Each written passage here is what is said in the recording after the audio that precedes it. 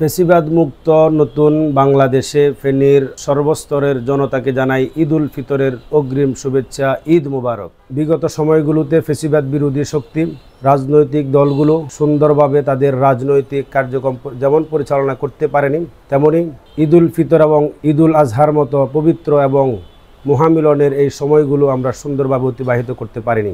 ফেসিবাদ মুক্ত এই বাংলাদেশে ফেসিবাদ বিলুপ্ত হওয়ার পর নতুন বাংলাদেশে আমরা এই বছরের পবিত্র ঈদ উল ফিতর সুন্দরভাবে উদযাপন করব এবং ফেনীর মানুষ, ছাত্র জনতা, আপামর তৌহিদি জনতা, সর্বস্তরের মানুষের প্রতি আমাদের উদারত আহ্বান থাকবে।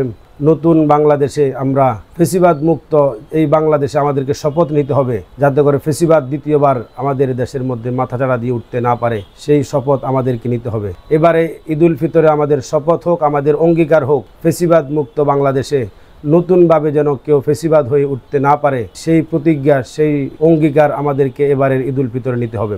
সকলকে ঈদ উল ফিতরের শুভেচ্ছা।